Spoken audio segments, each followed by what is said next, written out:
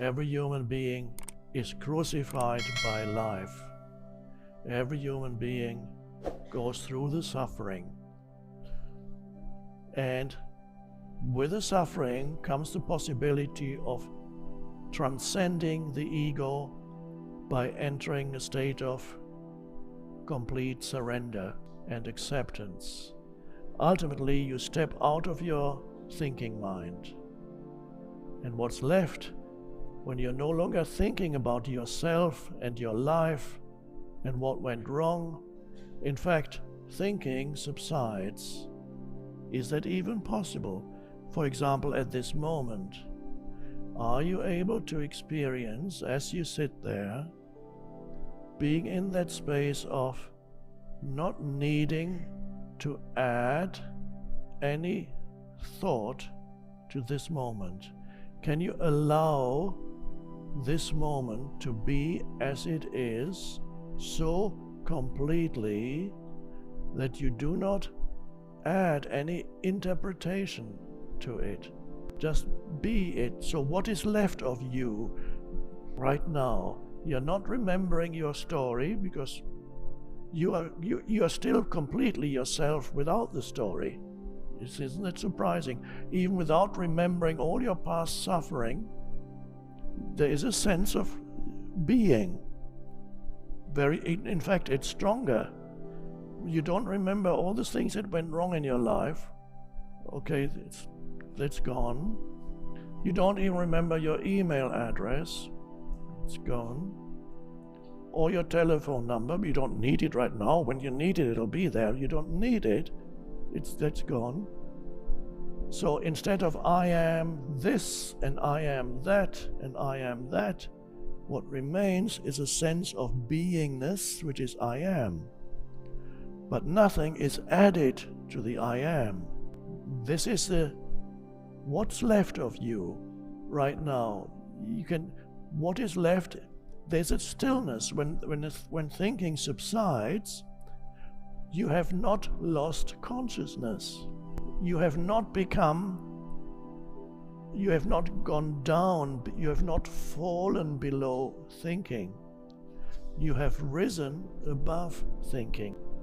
There are two ways of becoming free of compulsive thinking, the compulsive thinking that makes your life miserable.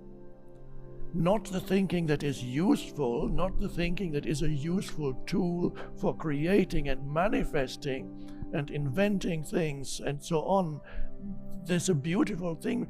Thinking is an enormous advance for humans, the evolution of human consciousness. But the way it has developed now, humans are possessed by thinking.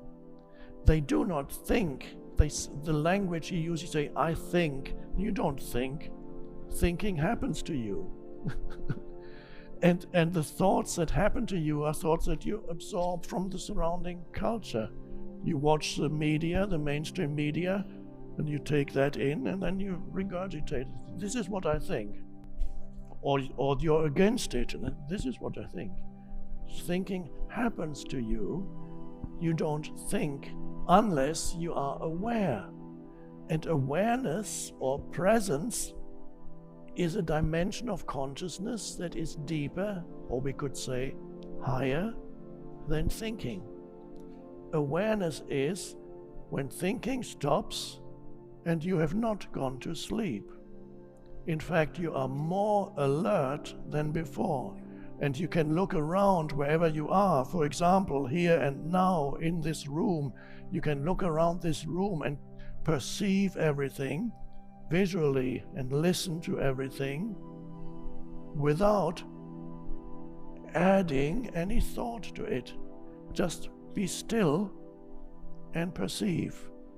There's still a knowing there, but it's not conceptual knowing. There's a deeper knowing there.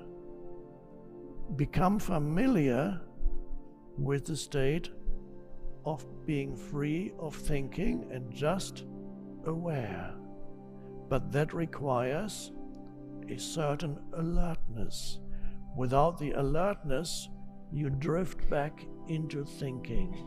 So what the true spiritual teaching shows you the way of rising above thinking so that you can begin to use thinking, not you as the ego, but you as the higher consciousness that you are, can use thinking as a tool instead of being used by thinking, by thought. So there are two ways of being free of thinking. One is rising above, which is why we're here. The other is falling below.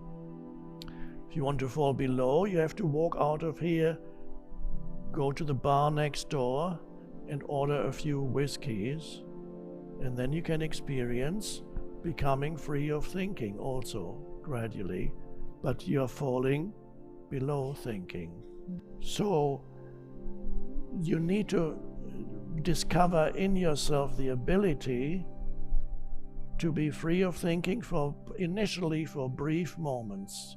And this is a good moment when you perceive the world around you without mental labels, just an alert presence in the background of your sense perceptions.